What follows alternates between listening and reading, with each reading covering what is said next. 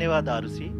अगर मैं सही मायने में कहूँ तो अंतरिक्ष का कोई भी मिशन हो और चाहे किसी भी देश के द्वारा संचालित किया जा रहा हो, इसरो मिशन के निश्चितता और अनिश्चितता के बीच बहुत ही महीन अंतर होता है, जिससे कि एक मिशन सफल या असफल होता है। लेकिन ना हम थके ना हम हारे। हमने अब पिछली कमियों को सुधारते हुए आज पूरी तरह से आश्वस्त किया है कि लैंडर मॉड्यूल निश्चित तौर पे चंद्रमा के सतह पर सेफ और सॉफ्ट लैंडिंग करेगा।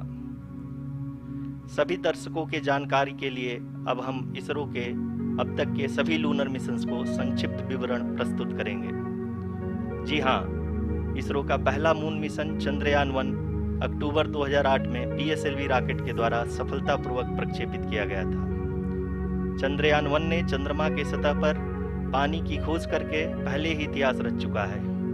यही कारण है कि आजकल विश्व के तमाम अंतरिक्ष वैज्ञानिक और स्पेस एजेंसियां चंद्रमा को और करीब से जानने के लिए उत्सुक दिख रही हैं। अगर हम बात करें चंद्रयान 2 की, जो इसरो का दूसरा मिशन है, जुलाई 2019 में इसरो के सबसे ताकतवर रॉकेट LVM-3 द्वारा सफलतापूर्वक प्रक्षेपित किया गया था और आज भी लगभग 4 साल बाद यह चंद्रमा के 100 किलोमीटर के सर्कुलर ऑर्बिट में घूमते हुए बहुत ही उत्तम क्वालिटी का डेटा प्रदान कर रहा है।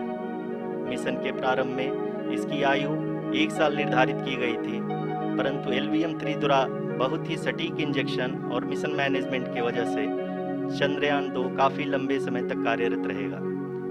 अब तक चंद्रयान 2 चंद्रमा के लगभग सभी भागों का चित्र ले चुका है। इसका एक बहुत ही महत्वपूर्ण पेलोड OHRC यानी कि ऑर्बिटर हाई रेजोल्यूशन कैमरा विश्व का सबसे बेहतरीन कैमरा है, जो कि चंद्रमा की सतह का लगातार पिक्चर भेज रहा है। अब मैं आरुषि जी से निवेदन करूंगा कि वो आप लोगों को इसरो के वर्तमान मिशन चंद्रयान 3 के बारे में बताएं। अभी आपने मिश्रा जी के द्वारा सुना इसरो के अब तक के लूनार मिशंस का विवरण। अब चलते हैं towards Chandrayaan 3, the follow-up mission of Chandrayaan 2, which has been designed to accomplish our mission goals. The primary objective of Chandrayaan 3 mission is the demonstration of safe and soft landing on the lunar surface. This demonstration is a critical aspect for ISRO's future interplanetary missions. In addition to this, the mission objectives also include demonstration of roving capability and conduction of in situ scientific experiments on Moon's surface. Carried on the shoulders of India's heaviest rocket LVM-3 on the 14th of July, Chandrayaan 3 was placed in the precise elliptic parking orbit of size 170 by 36,500 kilometers. ISRO, in its mission plan of following the incremental trajectory approach, carried a total of 5 earthbound maneuvers. The fifth apogee raising maneuver, which took place on the 25th of July, placed the spacecraft in an orbit of 250 by 1,27,000 kilometers.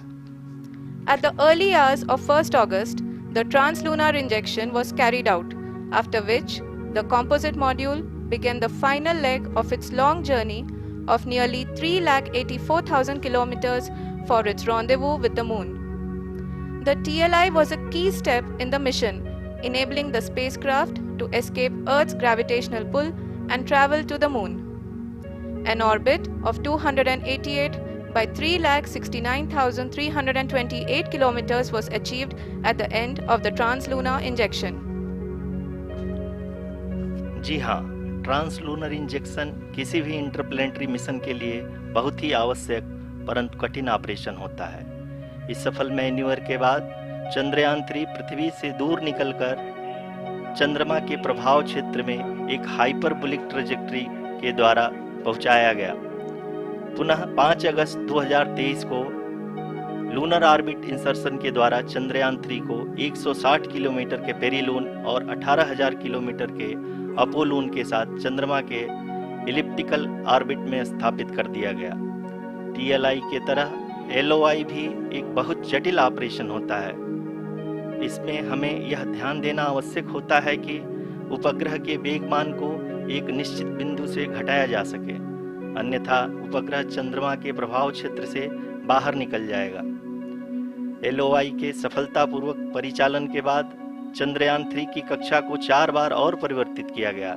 इस दौरान चंद्रमा की अधिकतम ऊंचाई को घटाकर 160 kilometre कर दिया गया। इस पूरी प्रक्रिया में प्रपल्सन मॉड्यूल का लगभग 755 किलोग्राम ईंधन का उपयोग हुआ और चंद्रयान 3 के वेग मान को लगभग 850 मीटर प्रति सेकंड कम कर दिया गया।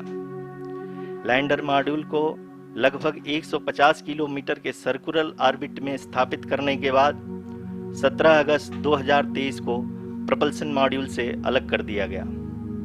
पुनः लैंडर मॉड्यूल के ऑर्बिट को 2 डी-बूस्ट मैन्यूवर्स के द्वारा 150 किलोमीटर के सर्कुलर ऑर्बिट से घटाकर 25 गुणे 130 किलोमीटर के एलिप्टिकल ऑर्बिट में स्थापित कर दिया गया।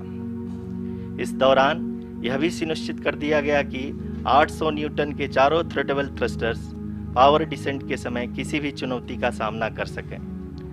लैंडर मॉड्यूल इस ऑर्बिट में डिस्चार्ज से पहले कार्यात्मक रूप से वेरीफाई और वैलिडेट किया जा सके। इस दौरान चंद्रयान 2 और लैंडर मॉड्यूल की आपस में बातचीत भी हो चुकी है। और संक्षेप में अब तक की यात्रा की बात करें तो लैंडर मॉड्यूल अब तक 21 बार पृथ्वी के और लगभग 120 बार चंद्रमा का चक्कर लगा चुका है और इस पूरी यात्रा में लगभग 55 लाख किलोमीटर की यात्रा भी पूरी कर चुका है। अब तक के इस पूरे अभियान में यह भी सुनिश्चित किया गया कि सारे ऑर्बिट मैन्यूवर्स इस प्रकार किए जाएं कि लैंडिंग साइट पावर डिसेंट की शुरुआत से ही लैंडर के ऑर्बिटल प्लेन में बना रहे।